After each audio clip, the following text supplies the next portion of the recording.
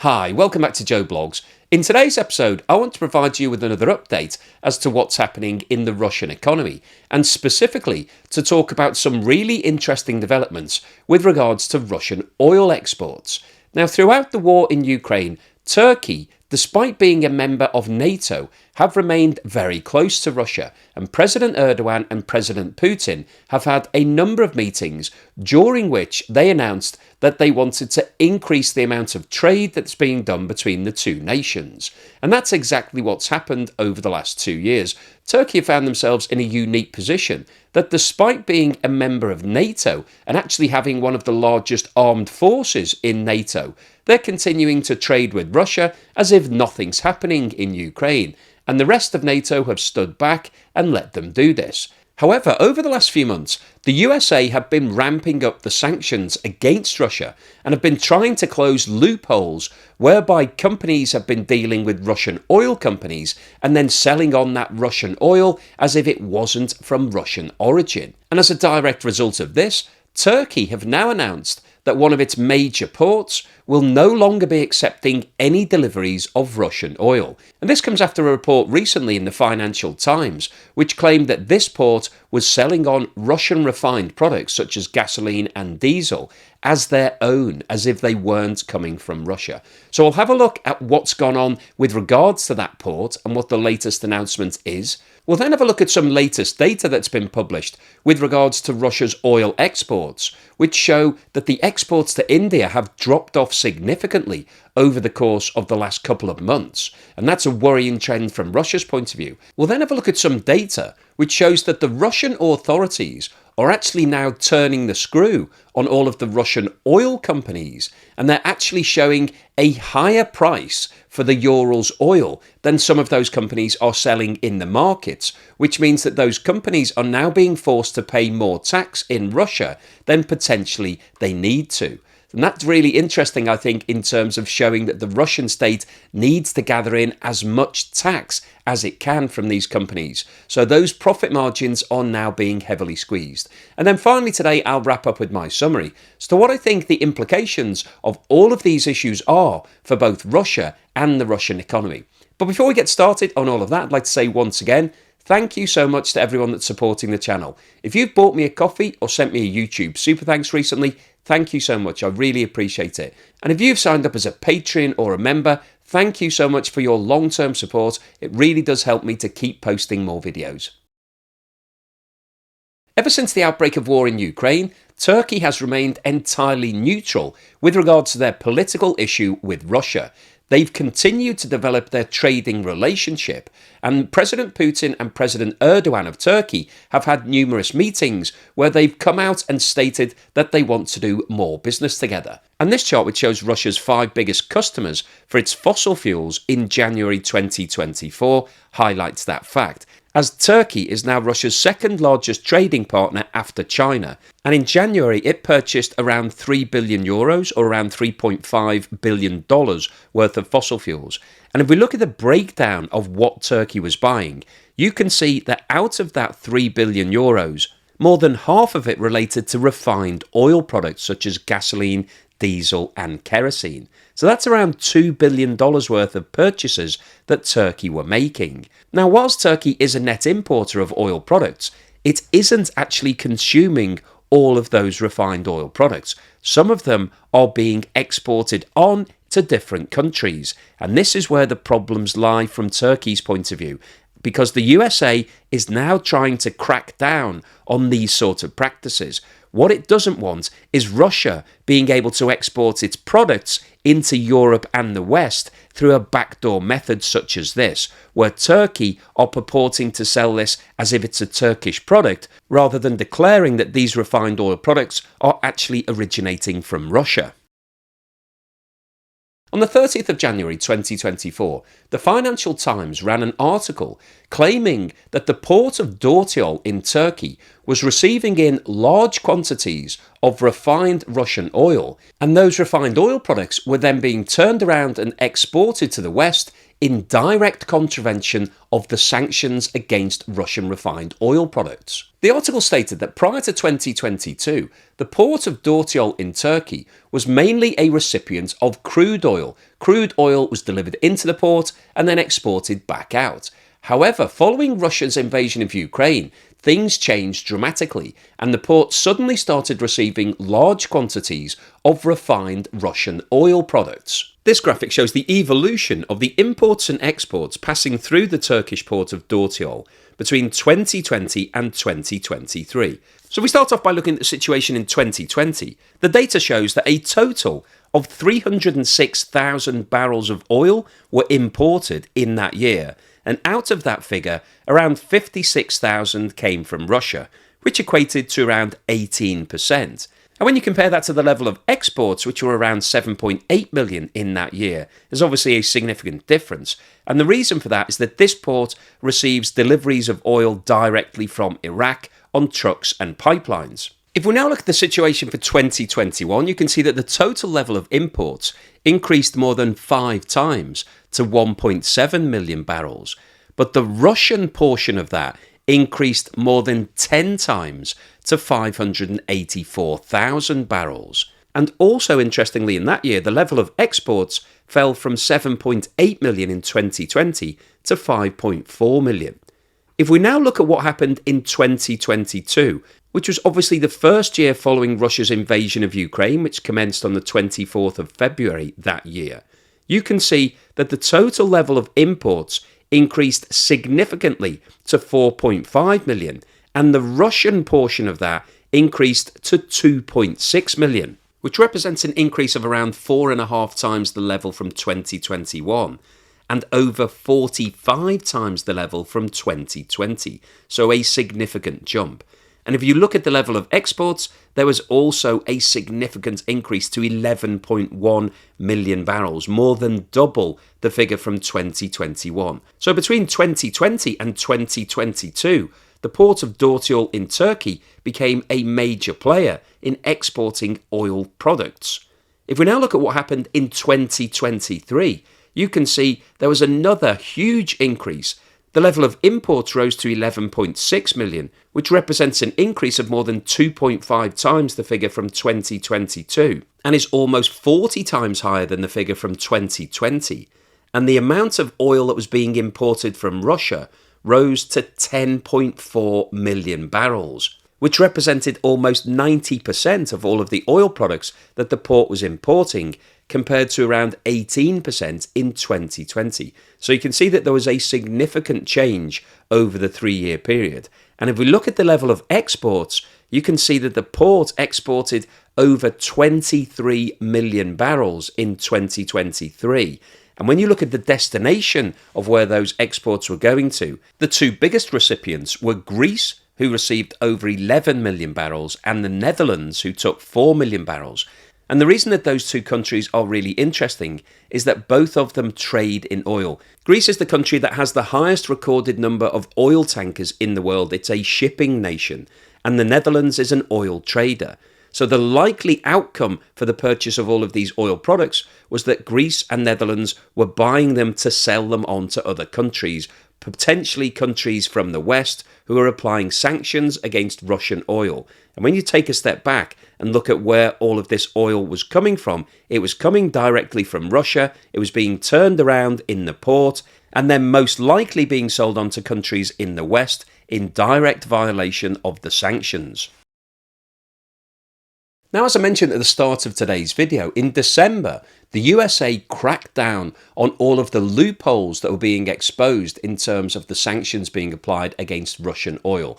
Companies were doing things like disguising the total amount being paid for Russian oil. They were attributing some of those costs to transport costs, so trying to keep it within the $60 per barrel officially, but then loading up all of the transport costs so that the total price being paid to Russia was actually higher than $60. And also using methods that we've just talked about, whereby oil was being masked in terms of its origin and then sold on to other buyers. And these were the things that Joe Biden really wanted to stamp down on. And as a result of the increase in the sanctions and the fact that a number of companies and tankers were individually identified, there has been a complete sea change in terms of some companies' approach to dealing with Russia. And as a result of this, Turkey has now announced that it's seen a huge reduction in the level of trade that it's doing with Russia. And as a direct result of the increase in the sanctions, the owner of the Turkish port has now announced that it's no longer dealing with Russian oil companies. And it's also been announced that Turkey has seen a huge reduction in the volume of trade that it's doing with Russia. Global Terminal Services, which operates the port of DORTYOL in Turkey's southeastern Hatay province, says it has told clients it will no longer accept any products from Russia. In an official statement, the company said GTS decided to cut all possible connections to Russian oil and declared accordingly to its customers in late February 2024 that even if there is no breach in any laws, regulations or sanctions, it would not accept any product of Russian origin or any products loaded from Russian ports as an additional measure to the sanctions rule in effect. It went on to say that all previous operations had been in full compliance with sanctions, including the G7's price cap. The company added, GTS's new approach is an additional measure to eliminate the effects of activities that are beyond its reach and control despite the efforts to comply with applicable sanctions. In addition to this, it's now being reported that Turkish institutions are struggling to make payments to Russia as a result of the increased sanctions. The disruption to Russian-Turkish payments began when President Biden signed an executive order on December the 22nd, threatening firms helping Russia circumvent sanctions with the risk of losing access to the US financial system. Financial institutions doing business on behalf of those targeted by US sanctions are at risk, the order said. On the 1st of February, the Kremlin said it was aware of Turkish banks tightening rules on Russian clients due to aggressive US pressure and that it was working with Turkey to find solutions. And the governor of the Russian central bank, Elvira Nabiullina, said that there were additional difficulties in foreign trade transactions relating to settlements and logistics. A spokesman for the US State Department was quoted as saying, "The President's 22nd of December amendment to our Russian Sanctions Authority reaffirmed what we've said previously, that foreign financial institutions are responsible for ensuring that they do not process transactions that benefit Russia's military or otherwise enable circumvention of our measures.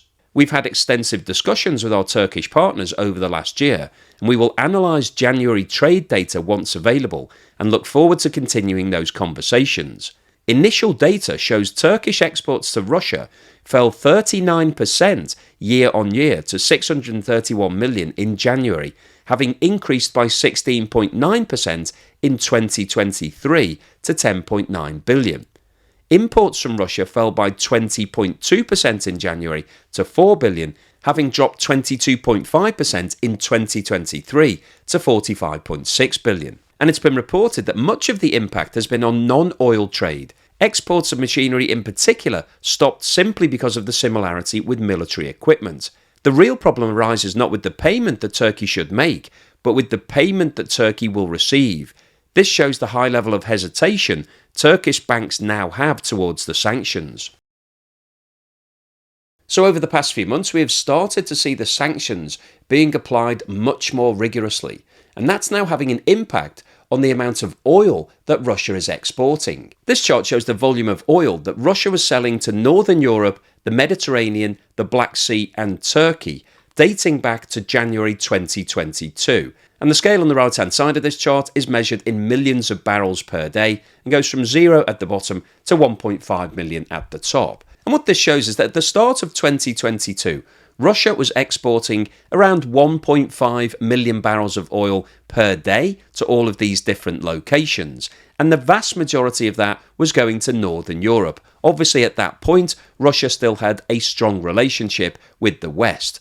However, because of the invasion of Ukraine, that situation changed rapidly, and you can see that there was a huge reduction in the amount of oil that Russia was selling to all of these nations, particularly Northern Europe, which is the black section of this chart. You can see that during the course of 2022, the volume of oil dropped from around 1.2 million barrels per day to 0. Sales to the Mediterranean countries of Europe, which is shown by the pink section on this chart, also fell away by the end of 2022. And the only one of these destinations that's seen an increase over the last 2 years is Turkey, which has increased from around 100,000 barrels per day to around 400,000. If we now have a look at this chart, which shows Russia's Asian customers, which include China, which is shown by the black section, and India, which is shown by the pink section, you can see that between the beginning of 2022 and May 2023, there was a significant increase in the volume of oil being exported to these countries. At the start of 2022, Russia was exporting 1.2 million barrels per day, and the majority of that was going to China. However, by May 2023, the export volume had increased to 3.5 million barrels per day, and at that point, India was the largest buyer, purchasing over 2 million barrels per day. However, as you can see, over the last 10 months, there's been a significant reduction in the amount of oil that Russia's exporting, and the latest figures show that Russia exported 2.8 million barrels, which is 700,000 barrels less than they were exporting back in May 2023. And out of that 2.8 million, India purchased around 1 million. So the level of oil that Russia is exporting to India has halved over the last 10 months. And obviously that's a significant impact from Russia's point of view, because they don't have many other locations to actually find to sell this oil into. The West is no longer buying it. So really the only game in town from Russia's point of view is China and India. So when India suddenly decides to start reducing its purchases like it has done over the last 10 months, that is hurting the Russian economy. And I think what's interesting about these figures is that the 1 million barrels per day reduction that India has applied against Russian purchases equates exactly to the 1 million reduction in oil production that Russia has recently announced. In the second half of 2023, Russia announced that it was cutting its production by 500,000 barrels, and it's recently announced that it's increasing that cut to 1 million barrels. So realistically, this looks like Russia is reducing its production because it's not selling as much oil, and as we know, it doesn't have anywhere to store that oil, so if it can't find buyers, the only other option that Russia has is to cut the amount of oil that it's actually taking out of the ground. Now, the way that the Russian state actually earns money from the oil and gas sales is by taxing the companies who are in charge of dealing with all of those products. So those companies are actually pulling the oil out of the ground, they're transporting it, they're doing the deals with companies in India and China.